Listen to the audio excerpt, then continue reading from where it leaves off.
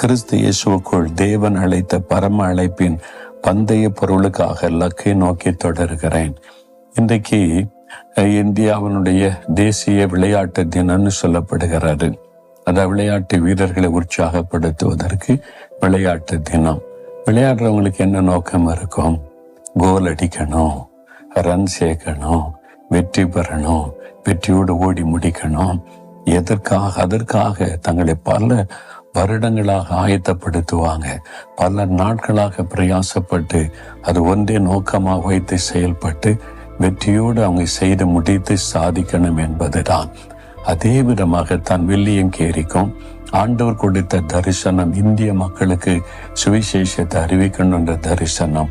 அது ஒன்றையே முன்னோக்கி வைத்து அவர் அதற்காக ஜெபித்து செயல்பட்டு பெரிய காரியத்தை சாதித்தார். அப்படித்தான் உங்களை குறித்து தேவனுக்கு ஒரு பெரிய நோக்கம் இருக்கிறது. உங்களை கொண்டு தேவன் அநேகரை ஆசீர்வதிக்க விரும்புகிறார். உங்கள் மூலமாய் ஆண்டவர் பெரிய காரியத்தை செய்ய விரும்புகிறார். உங்களை கொண்டு ஆண்டவர் அநேக மக்களுக்கு நன்மையான காரியங்களை செய்து மகிழ்விக்க விரும்புகிறார். உங்களை குறித்து தேவனுக்கு ஒரு பெரிய திட்டம் உண்டு.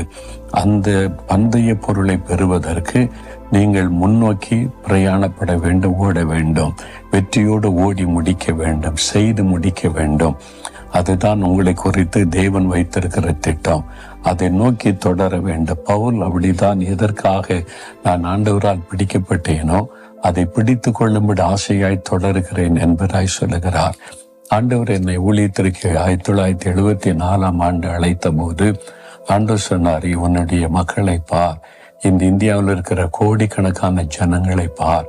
இந்த ஜனங்களுக்கு சுவிசேஷத்தை அறிவிக்கவும் இந்த மக்கள் நன்மை பெற்றுக்கொள்ளவும் நான் உன்னை தெரிந்து கொண்டேன் என்று ஆண்டவர் அழைத்தார். அதை வைத்துதான் இத்தனை வருஷ காலம், இந்த 50 வருஷமாய் அதை விட்டு வலதுபுறம் இடதுபுறம் விலகாதபடி என் ஜனங்களுக்கு சுவிசேஷம் அறிவிக்கணும். என் ஜனங்கள் இயேசுவினுடைய ஆசீர்வாதத்தை பெற்றுக்கொள்ளணும்.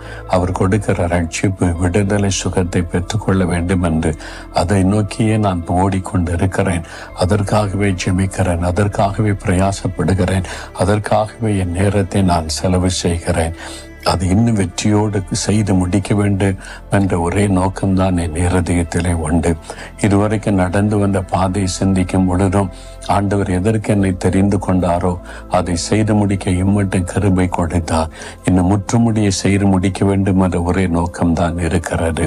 அதே மாதிரி நான் உங்களை குறித்தோம். நீங்க படித்து கொண்டிருந்தாலும், வேலை செய்தாலும், பிசினஸ் பண்ணாலும், நீங்க ஊழியம் செய்தாலும், விவசாயியா இருந்தாலும், டாக்டராக இருந்தாலும், அல்லது அரசாங்க அதிகாரிகளாக இருந்தாலும்